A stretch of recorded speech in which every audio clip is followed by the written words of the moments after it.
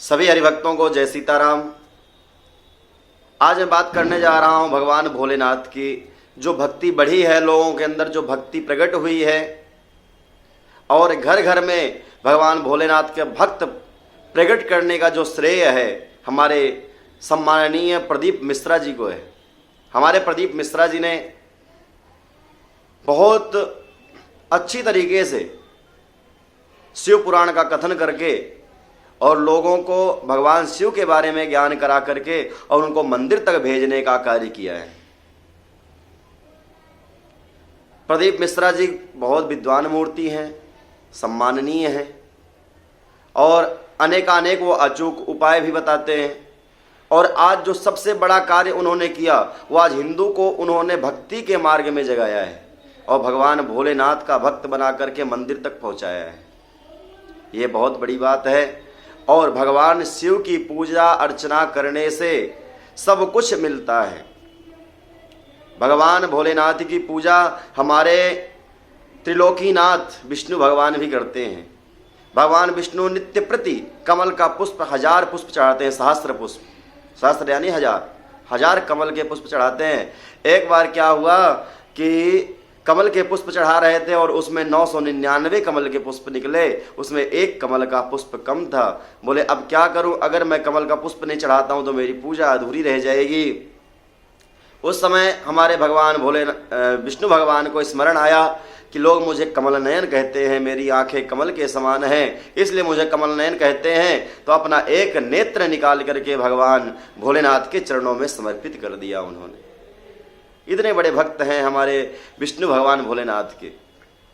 और हमारे श्री राघवेंद्र सरकार भगवान भोलेनाथ का जाप करते हैं, भगवान भोलेनाथ को अपना इष्ट मानते हैं। जब रामेश्वरम की स्थापना हुई उस समय पे शिवलिंग का नामकरण करना था, क्योंकि सभी शिवलिंग का नामकरण किया जाता है। आपने देखा होगा कभी मन कामेश्वर शिवलिंग और सर्वेश्वर महादेव, सभी का नामकरण होता है।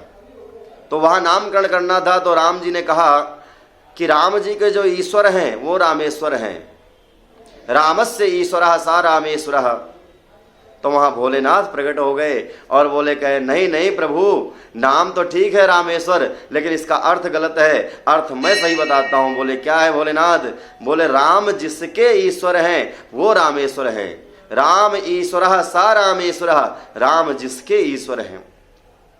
हमारे भूत भावन भोलेनाथ राम जी के परम अनन्य भक्त हैं और भगवान प्रभु श्री राघवेंद्र सरकार का नित्य जाप करते हैं। हर वक्त वो भगवान के ही, राघवेंद्र सरकार के ही नाम में डूबे रहते हैं, भक्ति में डूबे रहते हैं। ऐसे और सबसे भूत भावन भोलेनाथ हमारे सबसे सरल भगवान हैं और क्षणे रुष्टा क्षणे तुष्टा, रुष्टा तुष्टा क्षणे क्षणे, तुरंत प्रसन्न होने वाले हमारे परमात्मा है भगवान भोलेनाथ। एक लोटे जल से प्रसन्न हो जाते हैं। हमारे प्रदीप मिश्रा जी ने कहते हैं ना कि सब समस्याओं का हल एक लोटा जल। बिल्कुल सत्य कहते हैं, एक लोटा जल से ही प्रसन्न हो जाते हैं हमारे भोलेनाथ। इसलिए सभी को शंकर भगवान के मंदिर में रोज नित्य प्रति जाना चाहिए और वहां जाकर के पूजन अर्चन करना चाहिए। अभी तो कई लोग अभी इस समय गलत करते हैं कि कई लोग टोटका बता देते हैं कि भैया दूध चढ़ा के आ जाना, शहद चढ़ा के आ जाना। बिल्कुल सही है, चढ़ाइए, दूध चढ़ाइए, घी चढ़ाइए, शहद चढ़ाइए, सब चढ़ाना चाहिए। लेकिन ये जरूर ध्यान रखिए कि आप कोई भी सामग्री चढ़ाएं, दूध, दही, घी, शहद, बूरा, इन 5 चीज़ों को अगर आप चढ़ाते हैं, कोई किसी भी चीज़ को चढ़ाते हैं या 5 को मिला के चढ़ाते हैं तो बाद में जल चढ़ाना अनिवार्य है। अगर आपने शहद चढ़ाया और उस समय आपने जल से स्नान नहीं कराया तो उसमें चींटे चढ़ेंगे, शिवलिंग के ऊपर चींटे चढ़ जाएंगे।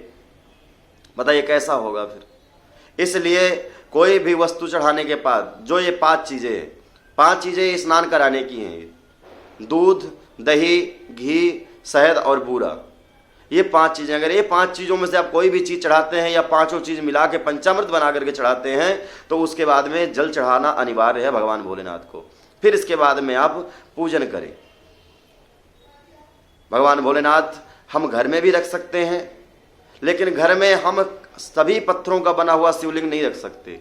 घर में हमें नर्मदेश्वर शिवलिंग रखना चाहिए जो अंगुष्ठ मात्र के हों, क्योंकि अंगुष्ठ मात्र का प्रमाण बताया गया है नर्मदेश्वर शिवलिंग घर में रखने का।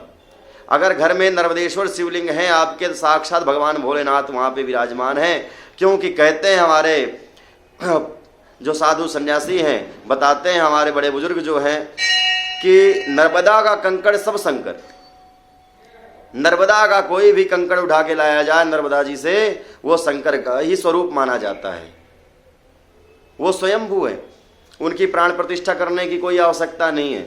और घर में शालिग्राम भगवान और नर्मदेश्वर शिवलिंग जरूर होना चाहिए, क्योंकि जिस घर में शालिग्राम भगवान और तुलसी और गौ माता ये रहती है, उस घर में कभी भी यम के दूत तक नहीं आते। भूतों की तो हम बात क्या करें। इसलिए और अपने घर में नित्य प्रति एक हनुमान चालीसा का पाठ तो होना ही चाहिए। अगर एक हनुमान चालीसा का पाठ अगर हो रहा है, अभी तो ऐसा हम इसलिए कह रहे हैं कि घर में जितने मेंबर हैं सबको करना चाहिए, लेकिन सब नहीं कर सकते तो एक व्यक्ति पाठ जरूर करे हनुमान चालीसा का पाठ घर में। अगर एक पाठ भी हनुमान चालीसा घर में आपके हो रहा है तो आपके घर में निगेटिविटी रह ही नहीं सकती, हमेशा पॉजिटिविटी रहेगी, निगेटिविटी दूर रहती है। क्योंकि हनुमान जी महाराज का जिस घर में नाम लिया जाता है वहाँ भूत प्रेत तो रह ही नहीं सकते, कभी किसी की बुरी नज़र रह ही नहीं सकती वहाँ पे। इसलिए हनुमान चालीसा का पाठ अपने बच्चों से भी करवाएं, स्वयं भी करें और घर में करना चाहिए। और चाहे 2 नाम ले भगवान का, लेकिन भगवान का कीर्तन भी करना चाहिए। नाम संकीर्तनम यस्य सर्व पाप प्रणाशनम, नाम संकीर्तन ही कलयुग में है जो सभी पापों का प्रक्षालन करने वाला है।